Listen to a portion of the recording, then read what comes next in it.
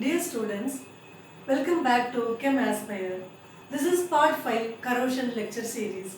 In this lecture, we are going to talk about 4 important types of corrosion. Number 1, concentration cell corrosion or differential aeration corrosion, pitting corrosion, waterline corrosion and stress corrosion. Let's get started. Let's first see what is meant by concentration cell corrosion.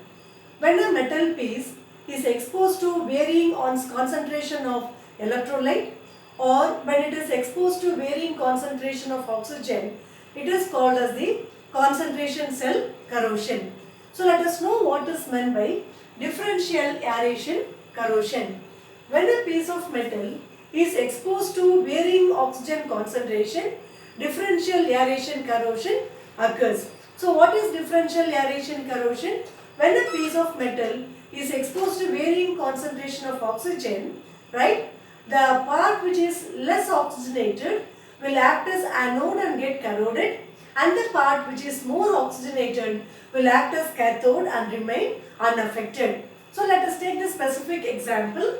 Say a piece of zinc rod is immersed in a aqueous solution of sodium chloride. Say this is a pictorial representation of a zinc rod immersed in an aqueous solution of NaCl, right? So this part of the metal is immersed in the solution, whereas this part is above the electrolyte, right? So this part of the metal will be having less access to oxygen, and this part of the metal will be having more access to oxygen, right? According to the definition, the part which is having less access to oxygen or less oxygenated part of the metal will act as anode and get corroded, and the more oxygenated part of the metal will act as cathode and remain unaffected. You can say that corrosion is concentrated on this area, whereas corrosion is not found in the area. So what is the mechanism by which corrosion is happening?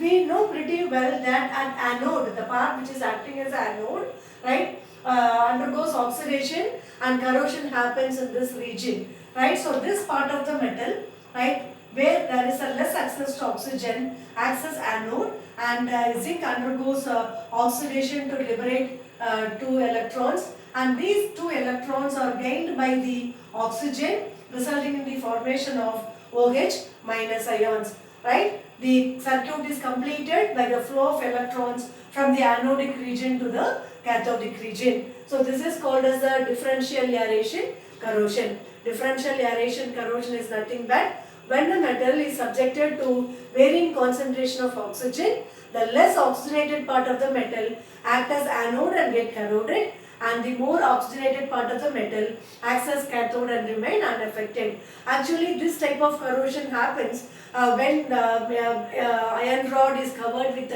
droplets of water, right? The area under the droplets of water is having less access to oxygen, so corrosion is concentrated in the area which is covered with the droplets of water, whereas the remaining areas remain unaffected. So this is with respect to differential aeration corrosion, right?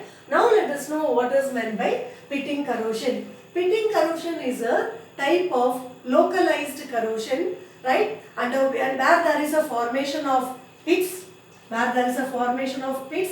or pinholes or cavities in the metal around which the metal is unattacked. So let me repeat once again.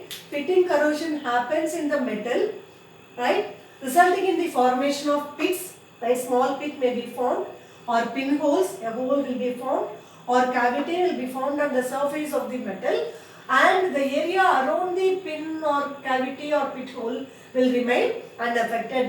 This part where the pinhole is formed will be acting as a anode, and the remaining part of the metal will act as a cathode and remain unaffected. Actually, this type of pitting corrosion happens when there is any break in the protective layer which is on the surface of the metal. When there is any breakage or any crack in the protective layer that is on the surface of the metal, pitting corrosion will happen. Once a small pit is formed, right, so it will have a more access to oxygen, therefore oxidation occurs in that part of the metal where the pit is formed, right? The metal undergoes oxidation, Fe giving Fe2 plus 2 electron, and these 2 electrons are gained by the cathodic side where there is excess of oxygen, more excess of oxygen, and get converted into OH minus ion. We know the anodic and the cathodic reactions, right? Fe giving Fe2 plus 2 electron, which is released in the electrons which are released in the anodic side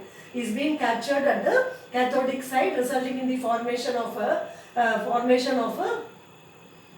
pinholes or pit in the surface. So this is called as the pitting corrosion. Let us know what is meant by waterline corrosion.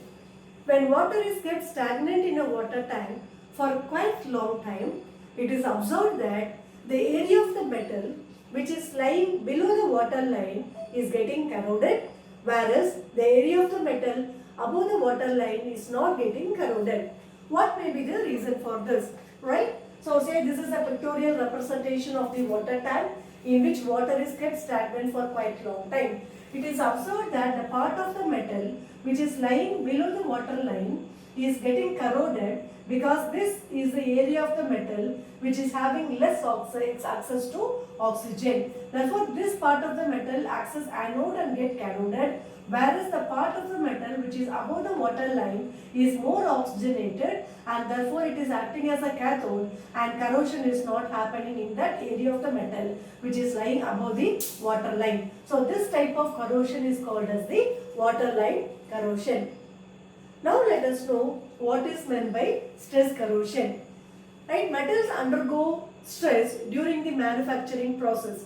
During fabrication process, metals are subjected to stress, right? And they develop uneven stress in the metal. Uneven stress is being developed in the metal, right? So because of the development of the uneven stress, right, there is a difference in the electrode potential of the metal, right? The part of the metal which is having more stress will act as anode and get corroded, and the part of the metal which is having less stress will act as cathode and remain unaffected. Let me repeat once again. Stress corrosion is a corrosion which happens in a metal during the manufacturing process because of the uneven stress.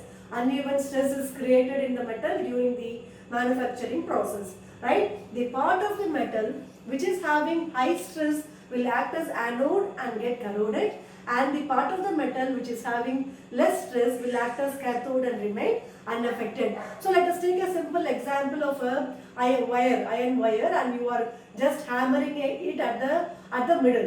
You go on hammering at the middle. Right now, in this case, the central part of the metal in which you are hammering, you are going on hammering. Right. So this part of the metal in which you are hammering will be under high stress, whereas the remaining part of the iron wire will be under a low stress because it is not having that much stress, but this area in which you are hammering will be having a higher stress. So when you are going on repeatedly doing hammering, the iron piece will be broken into two. Right, destruction of the metal happens at this place and it will be broken into two pieces. Right, this is an example for stress corrosion. So another example we can think of is the rusting of tail and the point portions of the nail.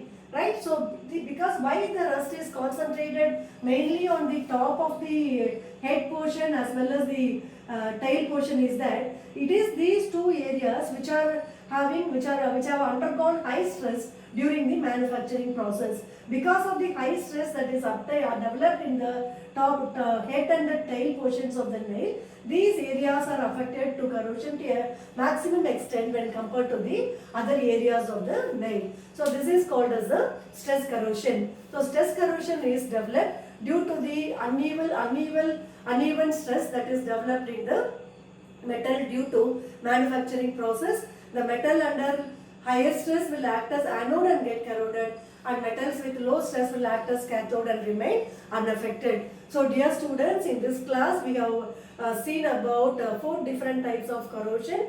Like we have seen differential aeration corrosion, we have seen pitting corrosion, we have seen waterline corrosion, and we have seen stress corrosion. That's it for today. We'll continue in the next class. Thank you.